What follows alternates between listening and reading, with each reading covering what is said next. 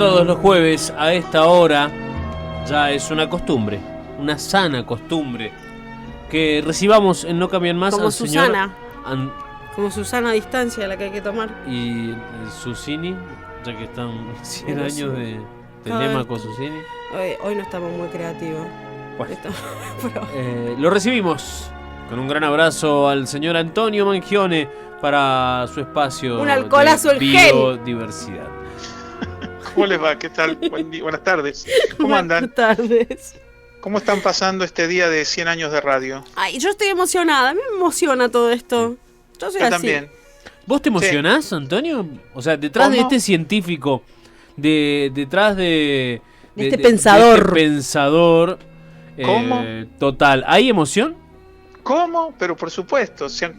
Pero ¿qué imaginario hay detrás de la ciencia? Eso hay que transformarlo. Hay que transculturizar la ciencia. Me parece buenísimo. Sí, no, por supuesto, Hermoso. me emociono, claro. ¿Pero qué Sí, cosas te sí. emociona? ¿Te emociona una mariposa de posarse sobre una rama, así como medio extremo? ¿O qué otras cosas? ¿Querés que te cuente algo que me emociona? Te Quiero que cuento me varias cuentes. cosas. Sí. Varias cosas. Me puede emocionar desde el punteo de una canción en una guitarra, Ujú. ¿no? Eso.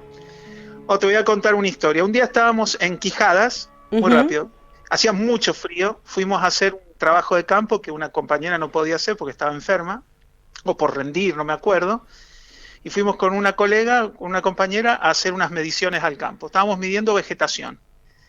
Eran las 4 de la tarde, invierno, se nubló y empezó a nevar. Era un frío que no les puedo explicar. Y de pronto, estábamos los dos ahí y pasó un grupo de maras. Un grupo de maras. Sí. Deben haber sido unas 5 o 6 maras caminando a 2 metros nuestro. Era una imagen muy rara, era todo muy raro. Estaba muy oscuro, ya era temprano. Estaba nevando en Quijadas. Y la verdad que eso fue una cosa muy emocionante, porque son esos momentos únicos de contacto íntimo con la naturaleza. Y yo casi me desarmo. Qué lindo. Y no cómo habrá sido, que no me acuerdo, yo no me acuerdo de algo que esta persona me recordó. Ella me dice que yo dije en ese momento, ¿cuándo vamos a poder volver a aprender simplemente de la contemplación? Mirá. Y a ella se le quedó grabado eso, yo no me acordaba, ahora, digamos, creo que dije alguna cosa en ese momento, pero debo haber estado medio en estado de shock, al menos lo siento así. Fue un momento muy emocionante, eso me emociona. Y me emocionaba hacer todos los días radio, cuando hacíamos radio era una cosa... Es muy loco que alguien te destine tiempo y te piense. Ujú. Mientras vos haces radio, eso es algo muy, muy profundo que nosotros naturalizamos en el día a día. Pero que alguien te piense y te preste atención mientras haces radio, eso es una cosa, no sé, es muy loco. Es muy loco. Que a alguien le importe lo que uno tiene para decir. Ya, para mí eso es un montón. Es increíble, es increíble. Siempre hay alguien, además, por suerte. Siempre hay alguien. A veces Nunca suele lo ser sabemos. solo papá. Claro. Sí. Bueno. puede ser, sí. Perdón, recién decías, Antonio, el tema de la contemplación, que Sí. es como que la contemplación en muchos casos iguala, o sea, te iguala, en ese caso, Sí, no solo que iguala, sino que, digamos, no me quiero ir, pero ¿viste esa canción? ¿Escucharon esa canción muy vieja, muy, muy tradicional? Soy de Animaná. Ujú. En la canción dicen que yo de solo estar fui apagándome. La furia que le despertaba al conquistador español que los aborígenes contemplaran era tremenda. Y me voy a arriesgar a decir una burrada, tal vez sea una burrada, perdura hasta la fecha. Estar quieto, el ocio, la contemplación no tiene prensa, es mal vista, Ujú. Es cierto. ¿no? Sí, Es sí. mal vista. Contemplar está mal visto. La contemplación no es rigurosa, la contemplación es del ocioso, del vago, de la vaga. En la contemplación hay, no sé, hay reflexión, hay una suerte de paz o turbulencia, pero es algo muy distinto a esa permanente reflexión racional, ¿no? Y ahí tiene razón Fran cuando dice que iguala, porque a mí lo que me parece que hace la contemplación es bajar un cambio y, nos quita un montón de ataduras, de ropas. Nos baja ¿no? la guardia. Sí, y además es lo que tenés. Ninguna contemplación está por fuera de lo que ya sabés, pero te conecta de una manera muy, muy primaria, muy, no sé si pura, pero muy primaria, qué sé yo. Es muy lindo, no sé. Bueno, hablábamos de la radio y de lo Sí. importante que es saber que del otro lado hay alguien que... Espero que todavía haya alguien ahí. Sí, yo quiero creer que sí, pero del otro lado hay alguien que le importa lo que tenemos para contar. Y a nosotros en particular, más allá... Cuidado, Lina. ¿Qué? Con el hilo. No tires. Sí. No tires el hilo. ¿Por qué? Sí. ¿Por qué no hay que tirar el hilo? Y porque hoy voy a continuar hablando hablamos la semana pasada de los efectos del cambio climático sobre la biota, y di rasgos generales, los cambios que generan en la distribución, en las abundancias. Y dije que sería interesante mencionar en qué contextos eso ocurre desde el punto de vista de la fisiología y la ecología de las especies, ¿no? ¿Por qué es que un grado puede ser tan determinante o no, ¿no? Para algunas especies. Entonces les propuse hablar de la tolerancia de la biota, de las especies, de los organismos a las condiciones ambientales. Pero a mí me parece que acá no hay que tirar del hilo. ¿Por qué no tirar del hilo? Porque mucha gente, negacionistas del cambio climático, entre otros, y otras, proponen que las especies son tan flexibles, tan versátiles, tan resilientes, tan resistentes, tan tolerantes, que soportan cualquier cambio. Y eso es un discurso que casi del sentido común que por ahí tenemos, ¿no? De, bueno, pero tal especie o tal bicho, así no, dicho así, tal bicho soporta mucho el calor. Y sí, podemos hablar de eso. Pero guarda, no tirar del hilo, porque primero, no todas las especies se comportan de la misma manera, no todos los individuos dentro de una población se comportan de la misma manera. Y pensar que hay una estructura resiliente, ultra tolerante, del otro lado, habilita a los seres humanos a hacer alguna que otra macanona, y no las hemos hecho. Y me parece que nosotros, amparado en eso, estamos tirando del hilo. Bueno, si se mudan a otro 25 kilómetros, 100 kilómetros al norte, ¿cuál es el problema? Vendrán otros más del sur a ocupar esta franja que no está ocupada acá. ¿Se entiende? Uh-huh. Ahora, bueno, entonces no tirar del hilo, porque lo que voy a decir podría ser tomado como para tirar del hilo. Entonces yo voy a dar cierta información a modo de compartirla, por ahí entretenernos un poco, pero también tener en cuenta que no hay que tirar del hilo.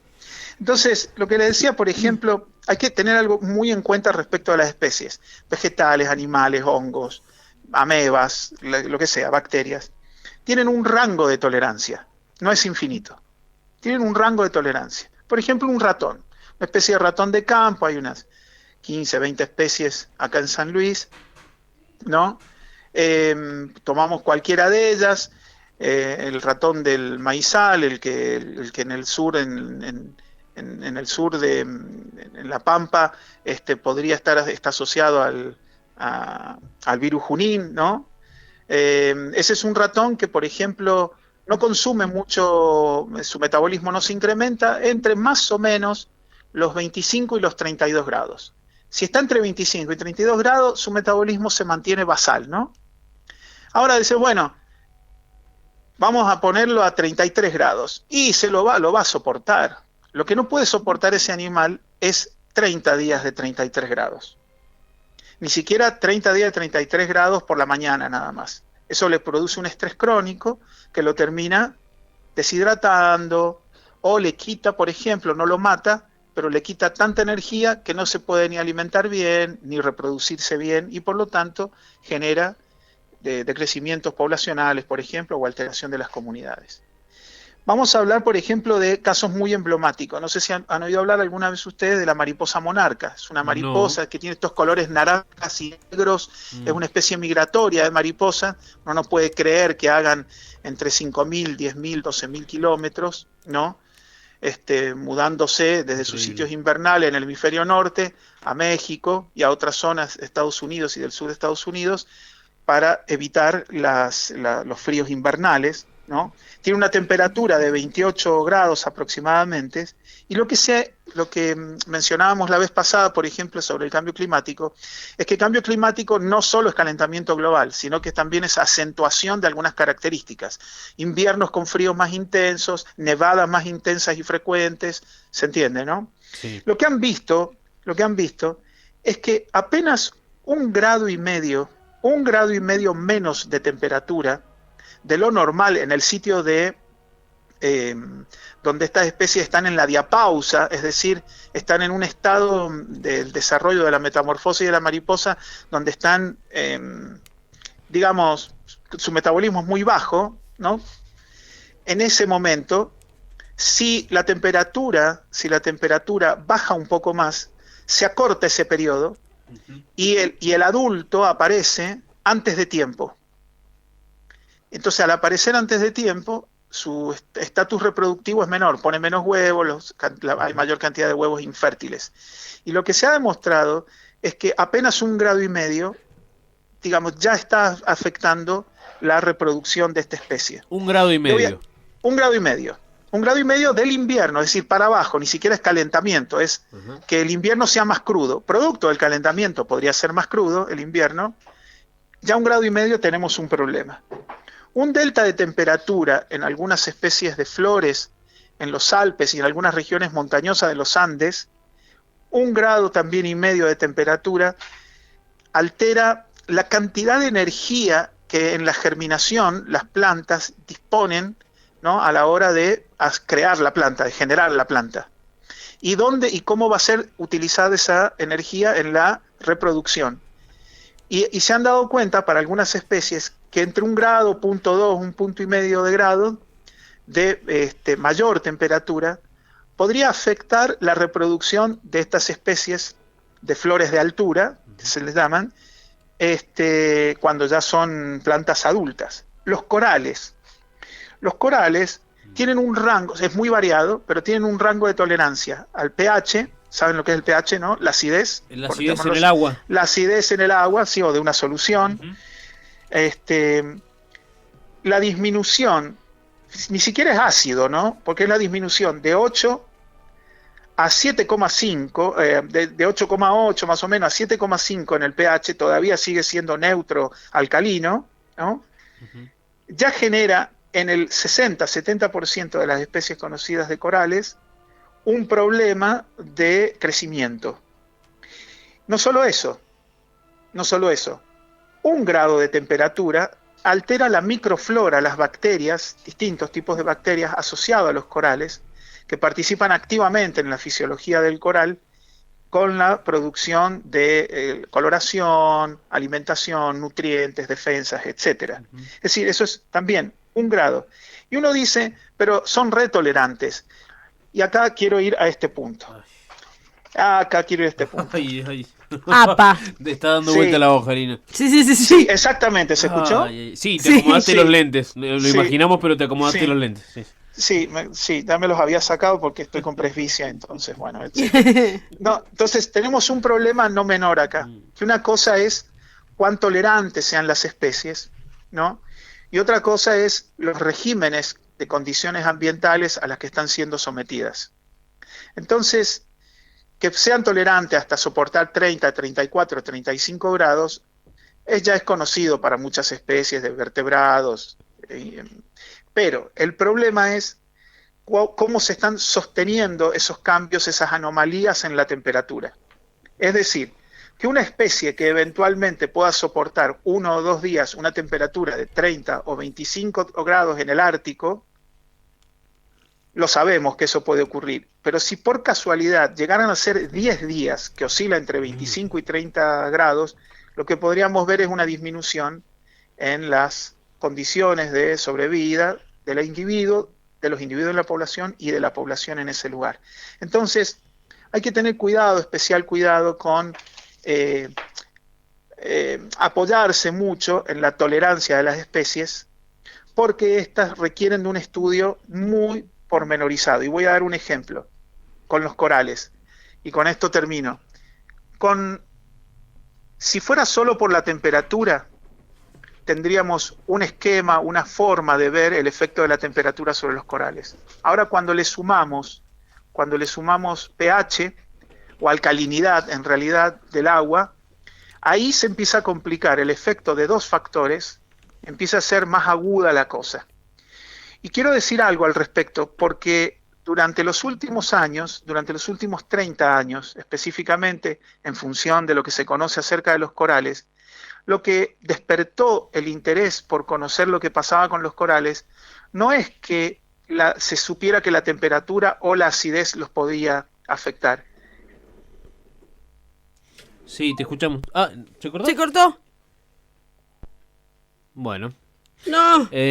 Antonio Mangione, estábamos charlando justo, por favor, justo en el momento en el que nos iba a hablar sobre, no es solamente lo que determina la alcalinidad del agua en los corales, sino que también había más consecuencias de quizás estos cambios de temperatura continuos. Ahí retomamos la comunicación con Antonio. Te escuchamos, Antonio. Sí, sí, justo se cortó. Nos hablabas de no solamente cómo que se ven afectados los corales con las temperaturas en estos días consecutivos, sino que también la alcalinidad del agua es importante tenerla en cuenta, ¿no? Y si se sabía, y con esos términos, que la temperatura por efecto, que la alcalinidad podía tener efecto, lo que despertó muchísimo la atención es que este fenómeno era global. Ajá. Y eso es lo que dispara una serie de análisis, hipótesis, preocupaciones y teorías también acerca del cambio climático global. Entonces, lo que estamos haciendo acá hoy a los seres humanos es empujando a muchas especies a un límite de su tolerancia. No es siempre estirar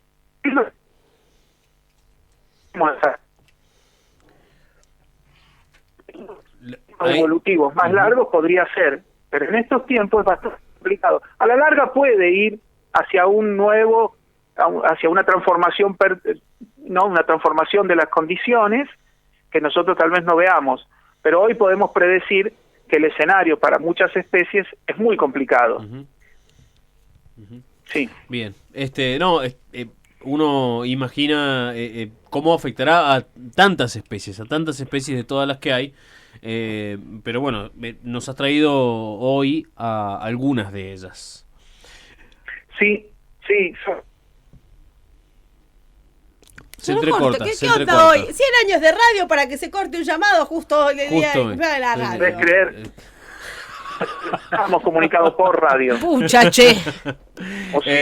Antonio, bueno, hemos concluido por hoy. Está bastante interesante el tema. Nosotros, de todas formas, vos lo vas a colgar para que lo podamos escuchar en cualquier momento. Exactamente.